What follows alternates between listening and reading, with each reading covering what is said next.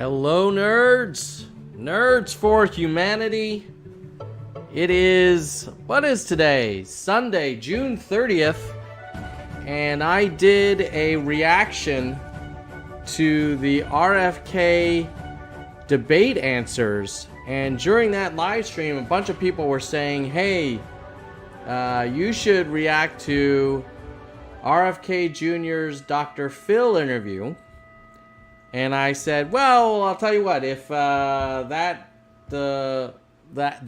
existing live stream where I was reacting to the debate answers got 100 or more likes, that sure, I'll react to RFK on Dr. Phil. I'm not an RFK guy, but I am a double hater and not sure what to do. I have a kind of protest vote in the back pocket, given that I live in the great state of California. I know a lot of people in the media like to shit on California, but I think it's an amazing state. Northern California, it's pretty awesome, to be honest. But, any rate, the requests, Brian is saying, hey, there are better interviews than Dr. Phil. Well, this is what the people in the last live stream demanded. They were like, hey, you gotta do Dr. Phil. So I'm gonna do Dr. Phil. If there are other interviews that you want me to react to and unpack, happy to consider that for the future. Let's see if, let me know in the comments if there are other interviews you want me to cover. I'm not really an RFK Jr. channel, so it might be weird for my followers to see a bunch of like continuous RFK Jr. content from me. But Nerds for Humanity is kind of open-minded and open to learning about different perspectives, and certainly not thrilled with the current choices of Trump versus Biden. I tend to find Jill Stein actually most interesting because of her positions on Gaza. But happy to learn more about RFK, and I would love to learn more about the new top of the ticket for the Democratic Party if Joe Biden decides to step down and releases his delegates. That would be super exciting. Until then, I'm going to fulfill my promise here. And we're going to... Jeremy, who is a channel member, says, hey, I haven't seen this interview yet. Well, you've come to the right place. We will do Dr. Phil's one-on-one. Now, I don't know if you guys knew this, but that's an hour-and-a-half interview. So to react to an hour-and-a-half interview would probably exceed everybody's patience. But what I have done is I've asked ChatGPT what are the 5 to 10 most interesting moments in the Dr. Phil interview, and hopefully it isn't hallucinating and gives me some good suggestions. So we're going to try that, and hopefully we'll find this educational and useful. And if a lot of people has been saying to me like, hey man, you're too hard on RFK. I am not an RFK supporter, not at the moment.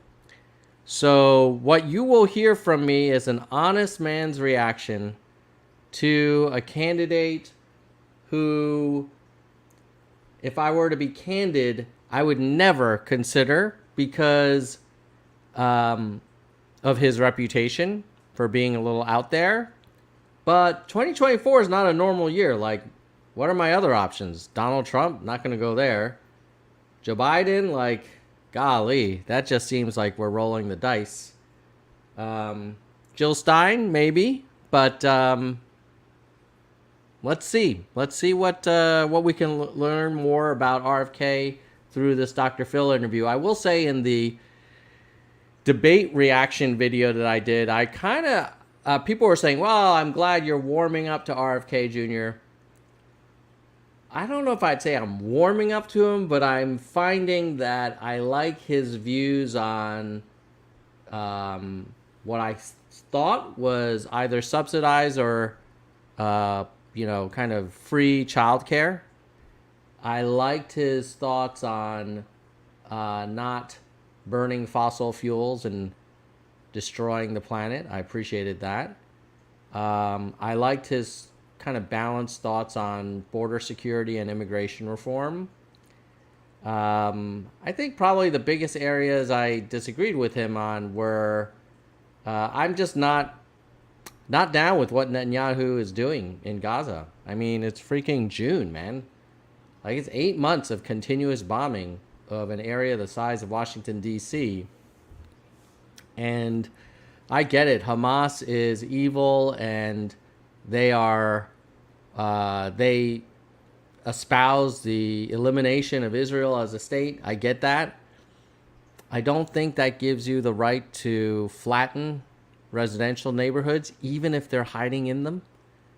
If you use that rationale, then there's going to be a lot of people killed. And actually, I don't think that's really in Israel's best interests to have a whole new generation of Palestinians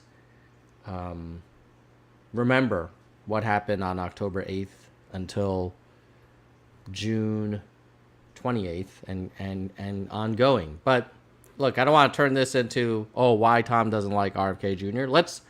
Let's hear the man out and see what we learn. So I think the first part of the interview that we're going to go to is we'll start with a little bit of his opening remarks, and then we're going to jump to public health at minute 15, then environment at 25, then economic policies and healthcare, foreign policy. Oh, wow. Yeah, we got a lot. And then closing remarks. So we got to get going. So we'll get a little bit of his opening remarks and then get on with it. Okay. Dr. Phil's one-on-one. Another Kennedy in the White House, or will he tip the scales towards either former President Trump or President Biden? This is a pivotal moment in American politics, reminiscent of those rare occasions when a third-party candidate shook up the status quo. Just a few weeks ago, I sat down with President Donald Trump, and tonight I'll dive into where RFK Jr. stands in one of the highest stakes elections of our lifetime. With RFK Biden, show with he addressed. Robert, great. I watched your show with President Trump. It was really good. The best I've ever seen him presenting himself. I think you brought out the best in him. That was my plan. Okay, okay, good. I'm glad you guys can hear the audio. I didn't know that Dr. Phil interviewed Trump, but if I had to guess, I think Trump was using his all-in podcast persona, which is like sort of the New York Democrat, businessman, moderate, not a lot of yelling, not a lot of grievance peddling, which I actually find to be the most attractive moments when I see Trump. However, I'm not sure I trust that that's who he really is. I feel like he puts on a version of himself for the audience. So if Trump was good on Dr. Phil's show, that's probably because Dr. Phil's viewers may not be quite the screaming kind of MAGA rally types. Robert, I'm very proud to sit down with you, by the way. And I do try to be a different kind of interviewer. I'm not a politician. I don't know squat about politics, nor do I desire to. I'm certainly not some kind of gotcha interviewer. Being from a psychological background and dealing with psychosocial issues, I try to go at these things from a different standpoint. And you can probably predict my first question, which will be very, very predictable. I hope your answer is not. I've spent... Why are you running, I'm guessing? A lot of my time professionally, I was in the litigation arena, which I know you've got great expertise in. I spent a lot of time preparing Ask the CEOs question, Doctor. of Fortune 100 companies. Jesus Christ. Back to those cover when people together is why. And my first question is why? Certainly from a third party perspective, the odds have got to be long. So why are you doing it? Wasn't something that I was sitting around thinking, I got to do this someday. I have a really good life. I have an amazing family, and I have a job where I'm very effective and where I was having fun at making a good living. But I saw something happening to my country that I couldn't really imagine. I saw this huge division that's so toxic now, so poisonous. When I lived through the 1960s, when my father ran for president at a time of great division, but I don't think we've seen anything like this since the American Civil War. And it's all amplified by the social media algorithms that are pushing us farther and farther into our positions, into these kind of tribal positions. Speaking of algorithm, if you can hook a brother up and like and share, that will increase the reach of the stream. But the origin of it is I believe, the capture of our political parties by corporate interests and the corruption that's come from that. And the political parties are fueling that fire. I think this presidential campaign will cost about $15 billion. And that money is coming from these big corporations and this new kind of oligarchy of billionaires. And when they donate the money, they expect something in return. And it's transformed the political parties away from democracy. Their function is to advance the mercantile interests of the corporations that are funding them. And Is that true on both sides, Democrat and Republican? yeah, and a lot of times it's the same company as BlackRock, State Street, Vanguard, the defense contractors, an oil company and a coal company, and a tobacco company, and the arms companies are more likely to give to the Republican Party. And then, there's a whole slew of the pharmaceutical companies are more likely to give to the Democrats. But they're both owned by, interests that are not necessarily America's interests. And I felt I was in a unique position to talk about this because I've spent, my entire career, 40 years, suing agencies and large polluters and the agencies that they've now captured. I've sued almost all of them. I've sued EPA as much as any other attorney. I've sued CDC, NIH, FDA, the public health agencies, the FCC, the USDA. And when you do this litigation, you get a PhD in corporate capture and how to unravel it. I also felt like I had a clarity of vision about what this country is supposed to look like. And I feel like I'm in a unique position to see how far it departed from those values. Historically, third-party candidate. Okay, so what do I think of his opening remarks on why he's running? I like that he's coming in as a bit of an outsider. I like that he is kind of calling out that the Trump and Biden apparatuses are likely heavily influenced by corporate interests.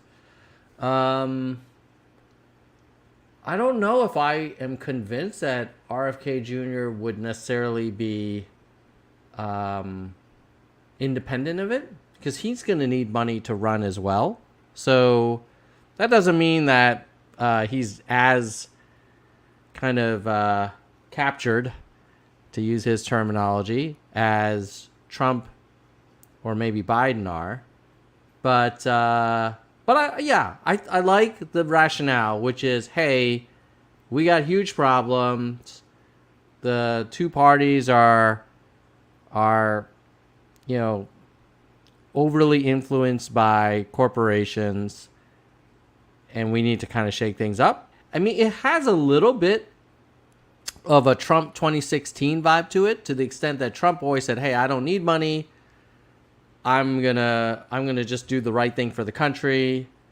And I don't know, he ended up removing like a crap load of environmental protection regulations. Is that because Trump felt like he believe that was the right call, or was he kind of paying back favors to people who supported him? I know he's kind of reached out to the fossil fuels industry and told them, like, hey, they should do everything they can to elect Trump because he will be good for their industry.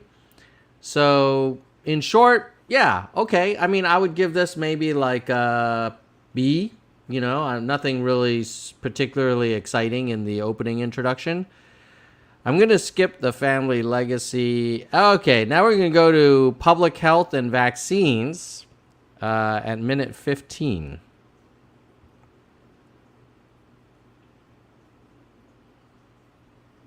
Atrazine at the levels that EPA considers safe.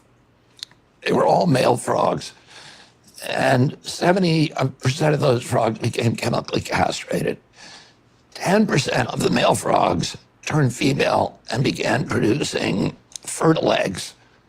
I've been working on endocrine disruptors, which are classes of chemicals like PCBs that I've been working on for 40 years that affect sexual development. It's not a theory, it's not a conspiracy theory, it's well documented. So what I said in that case is, I don't know if it's affecting gender dysphoria, I don't know if atrazine is, but isn't it something that we ought to study? You know, another thing you mentioned is the school shootings. When the Columbine shooting happened, I think 5 families brought lawsuits against the maker of Prozac, which had just been released. But there have been many, many articles since then, and a lot of evidence that some of these mass shootings that we're seeing in this country may be related to these new class of drugs, of SSRIs and benzos. Those drugs have a black box warning on them that says they cause homicidal and suicidal behavior. We would take 120 million doses of SSRIs. That's actually not what it says. It doesn't say they cause homicidal and suicidal behavior. It says they can put people at risk for those behaviors. It doesn't say it causes them. It says it can. Okay, I thought I qualified it in that way, but you're correct. Because I am an expert on that, and I am an expert on school shooters, and that is not a factor in that. But my point is not, are you correct or not? And for people who are rolling their eyes when you talk about frogs and then jump, no pun intended, to humans, comparative science is a very valid science, and that's how we get a lot of the discoveries that we do. I'm not taking issue with that at all.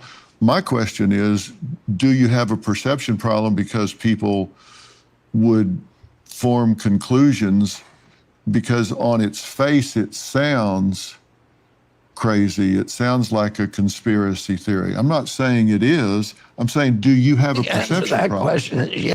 Okay, so this was an interesting exchange in that I think, and I've heard RFK Jr. talk about the pharmaceutical stuff before, and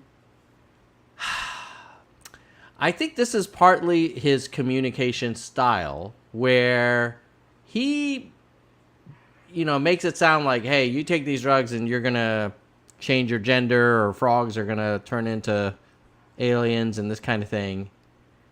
And I think the truth is somewhere in the middle, which is there are benefits to pharmaceuticals. There are major risks to them. We should be more clear about what those risks are versus just like watching a TV commercial. Ask your doctor about blah, blah, blah. And we probably treat pharmaceuticals too much like consumer products. But I think Dr. Phil makes a good point, which is to say, wait, hold on. You can't say that SSRIs cause suicide. That's a pretty big leap. They probably provide benefits to a lot of people. And there's probably some gray area here. So that's a little bit of my initial reaction, but let's hear a little more before we move on to other topics. But this one's a pretty good one, so we'll let it go a little longer. Yes, I do have a perception problem. And you say I'm putting you in a bad position. I'm trying to clear it up because I see the difference. Like I say, comparative science is a valid thing to consider. And I disagree with some of the things. I think people who say that vaccines today cause autism, I would disagree with that. You're vaccinated, your children are vaccinated, you're talking about mercury accumulation and all which has really been turned down in vaccines. And there are a lot of ways to get around this. Your position is not that radical. You're not putting people at risk with your position. We have ADD in America. We read headlines and we don't listen to the rest of it. I want to be somebody that stimulates people to say, hey, slow down and don't read the headline, read the story. Find out what he actually says about this before you make a decision. So if it's awkward to hear, it's because I think you have a perception problem, but I think the perception can be corrected if people will just take just a little time to hear what you actually say. Yeah, and I have a perception problem, particularly in the mainstream media.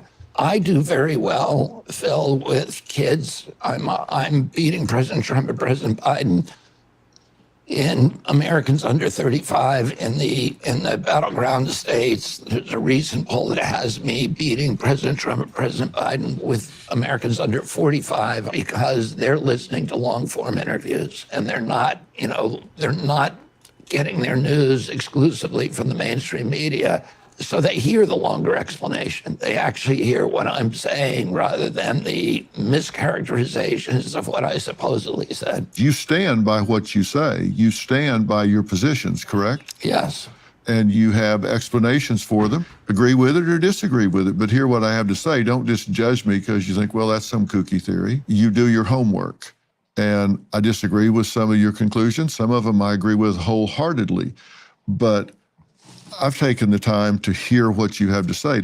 It's informed. You have a basis for what you say. It's all 100% good faith. And I think most people would change their opinion if they would take the time to listen. Yeah, I think so too. The mainstream media doesn't cover you the way you want to be covered.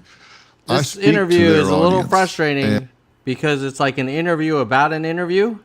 I'm going to try and fast forward a little bit to see if they actually talk about policy positions because while that's interesting to some people, like I really want to know what he wants to do. That's why I started habits they don't, Robert, or fox your mind. Big conversion rate when people actually listen to me.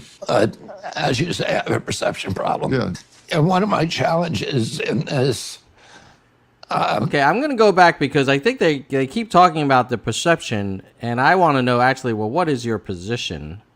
Let's see if we can go back, find an actual healthcare position. And I know that to be. I don't want to go into them because it's talked about vaccines, Wi-Fi waves that cross the blood barrier of the brain and break down the mitochondria of the cells, massive increase in school shootings, subsequent to pharmas pushing antidepressants like Prozac, chemicals in the water contributing to sexual dysphoria, I assume gender dysphoria in kids, primarily boys, that the election... Oh, wait. Are you guys saying that you can't see the stream? Policy violations. How is it that we can't react to a freaking video? Tom will fix it. Okay, well, let me take a... Hold on. That's interesting. Why wouldn't I be able to... Maybe we're watching too much of these videos and it feels like, hey, I'm taking away from Dr. Phil's... Let me see what it says. I'm going to go on my phone, see what the stream looks like from my side. Yeah, let Tom speak. I love it. Stream unavailable. What? All right, you know what we're going to do? We'll start another stream.